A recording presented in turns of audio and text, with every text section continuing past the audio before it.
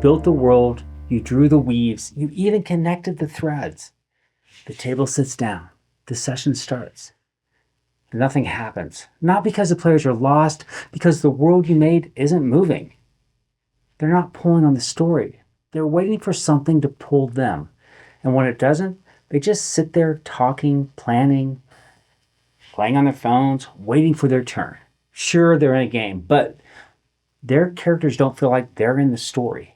So instead of fixing the problem, we layer on more lies to make the game move. And like most lies, something eventually breaks. This is Campaign Mastery number 11, Momentum and Consequences. This is how to keep your campaign moving. This is 11 of a 20-part series. Chapter 1, the problem. The world stops when they do. Player hesitation isn't the problem. Everyone at the table wants to play or they wouldn't be there. So you drop a problem straight in front of them. Well, let's say it's a bear in the woods. And they move towards it. Not because their characters would, but because the players are there to play this game, your game.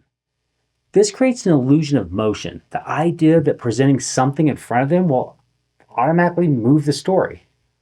And sometimes you say there's a bear nearby, and they rally and they prep and they go, but they're not reacting to pressure.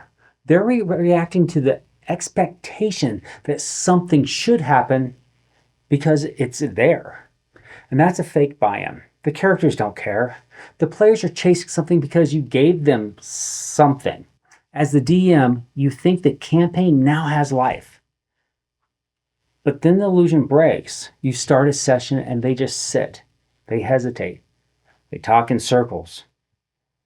They can go anywhere. And you know what they do? They go nowhere. And suddenly all that pressure you've been working on building, it just hangs. Your villain stalls, your weaves free. Tension floats in the air like it's some stupid balloon. You didn't fail, and they didn't fail. Sadly, your world failed because it stopped moving. This is why most campaigns die. And it's not because of bad writing, and it's not because you have bad players, but from a world that only changes when the players touch it. Now imagine that bear isn't in the woods anymore. It's coming down the road, and it's breaking into somebody's house. Whether the players are in town, it's their house, or they're not. Now if they go after that bear, you're not railroading them. You're not forcing an encounter. You're just creating momentum. They're not the only pieces on the board. And your board, it's alive. It lives, it breathes. And I don't care who's watching. Real momentum doesn't ask, what do you want to do? It says, this is already happening. And what are you going to do about it? Because momentum isn't about motivation. It's about consequences. And consequences, it doesn't wait. Chapter 2, the solution. Momentum is consequences without consent.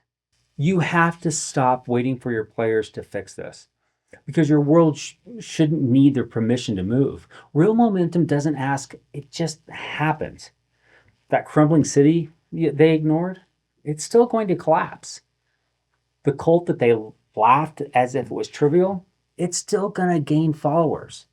The villain they haven't met yet, they are still going to make their next move. And it's not about punishing inaction. It's about proving the world doesn't freeze just because they're indecisive. And it's not based on cruelty. Your whirlwind doesn't care if the players are ready. And the villain doesn't need them to show up. The present wave doesn't slow down because the party's tired. You need to stop forcing reaction. Let the story outpace them. Show them that their silence has weight. That ignoring the storm doesn't stop the flood. That's momentum. It's consequences. The board is moving and the players are just one part of it. Sure, they are the game. But your world shouldn't work with or without them. And the moment you, as the DM, make them realize that, they start to feel the world is shifting underneath their feet. That's when the game starts to wake up. Because now their choices mean something, not because you're pushing them in a direction, but because something is real is starting to happen. and they're either part of it or they're trying to catch up. Chapter 3, 2 kinds of consequences and why you need both. If you want the game to move, you need consequences. But not just one kind, you need 2. The first one is active consequence. What happens when your players do something?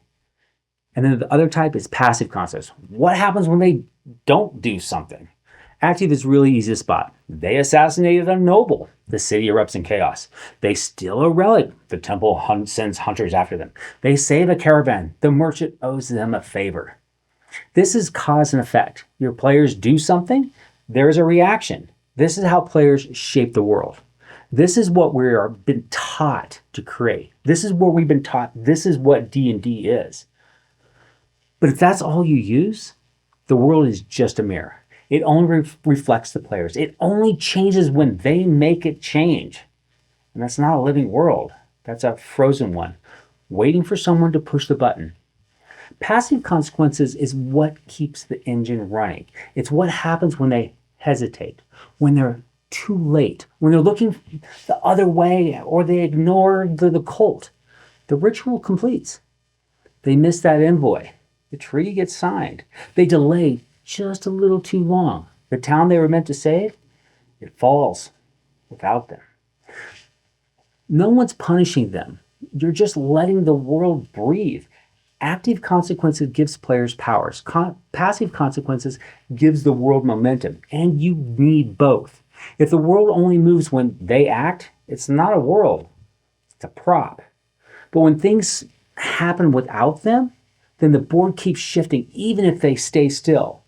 Now, they're not just reacting, they're racing to catch up. And that's what makes every choice start to feel like it actually matters. Chapter 4, Implementing Momentum. The 6 questions drive the story. This is how you build a world that moves. Your world becomes its own kind of like party. But instead of being made up of players, it's made up of your present weave, your world wound, and your slow burn.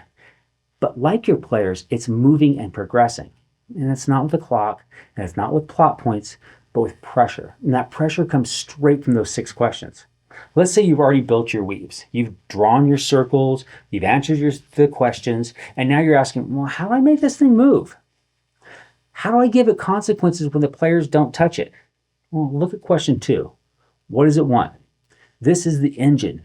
Every weave is chasing something. A villain trying to seize power, a town trying to bury the truth, a plague trying to spread. Whatever it wants, that's the direction it's moving. Now look at question 6. What happens if it wins or loses? This is the idea of success or failure. And you have to always remember, not all success is good and not all failure is bad. This is the reality statement. If it keeps going in this direction, this is what's going to happen. You're building gravitational pull. So now as the DM, you go back and let's look at question 5. How is it changing? This is where you see the progress and the forces at work. So when do you progress this? Well, you progress this each time the players don't interfere with that. You need to ask yourself, if the weave is left alone for one more session, what changes? That's the next sign the world is shifting. If the players ignore it once, maybe a city falls. Ignore it twice, maybe the survivors show up somewhere else. Ignore it again, and now the slow burn doesn't even need that city anymore because he has an army.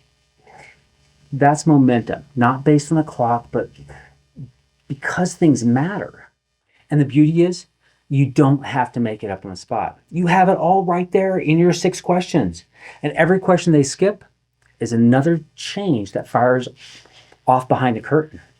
You're not tracking time, you're tracking what happens. So when the players finally turn towards it, it's already changed.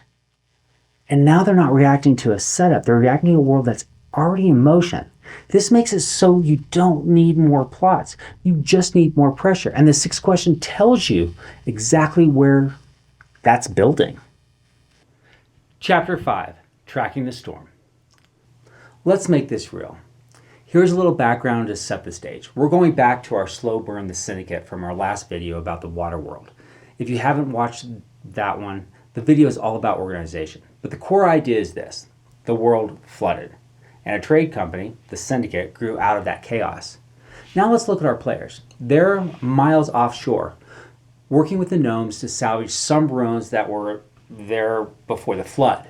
Everyone thinks they are filled with historical records. The gnomes think the ruins might hold some great technological information, and the party thinks they're chasing down answers of why the world flooded in the first place. And no one's mentioned the Syndicate for 3 sessions. And you know what? That's fine. Because while the party is deep underwater trying not to drown, the Syndicate hasn't stopped moving. The players made a choice. They can't be everywhere at once. By following path A, diving for answers about the world wound, they can't follow other paths. So path B and C are left to change. Path B.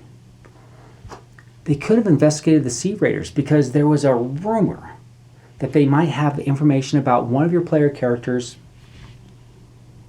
Question number 4. What is it connected to? Her missing sister. But they didn't, and the smuggling route kept going. They chose to dive for answers about the world wound. And in doing so, they couldn't go after, let's say, Path C, helping a small independent town that happened to have a navigational map to where the elves are in the north. This is what passive and active consequences look like. The world responds to what your players do, or what they don't do. We need to track the Syndicate as our players are underwater. So let's show the Syndicate's motivation by looking at our 6 questions that we fill out for each of our weaves. Question number 2, what does it want?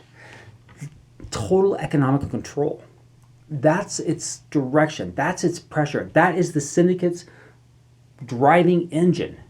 Question number 6.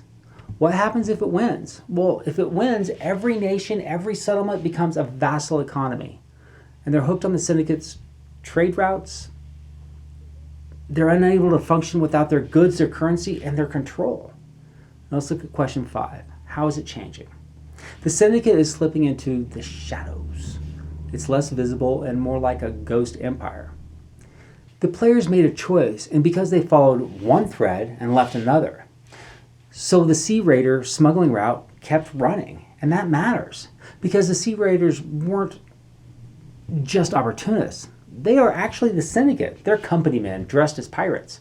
The whole operation was a setup, a fake threat designed to destabilize the region, disrupt trade, and make the locals desperate for help.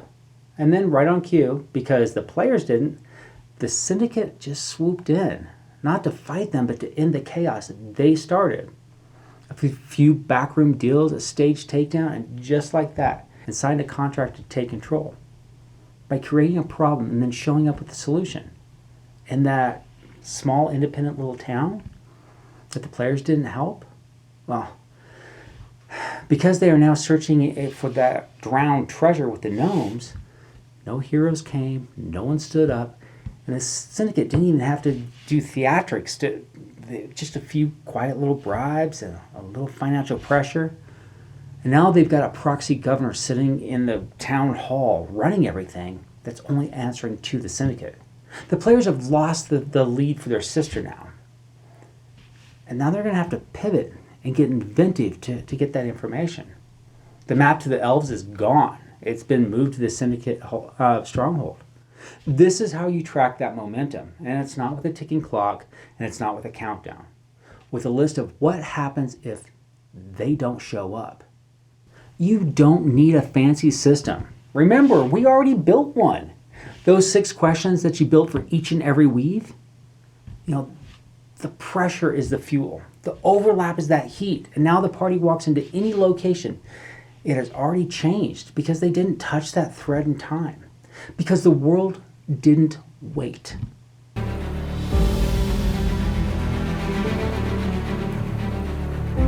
This is what it looks like when the world moves. Not because your players requested it, and it's definitely not because you rolled on dice on some table, but because the pressure was already building. Every weave you've drawn now has a direction, and when your players stop moving, your world doesn't. Just like the Syndicate doesn't pause just because nobody's watching. They're going to buy another dock. They're going to replace another official and rewrite another trade law. And by the time the players look up, They're living in a world that's already changed. That's momentum. That's how you keep your campaign alive. But there's another layer we haven't talked about yet. The people. The ones who shift when the pressure lands. How and why they bend, what forces them to break or have enough courage to fight back. Because pressure doesn't just move the weaves, it changes people. Next time we're going to talk about how to populate your world with real individuals. Not just names and quirks, but personalities shaped by the same pressure system that moves everything else. You've built the weaves, you set them in motion. Now let's fill the world with people who feel it. We'll see you in episode 12. The fluffy spawn doesn't wait. We scurry through the cracks left unwatched. And when we return, the shape of the world is different. The worn below remembers who hesitated.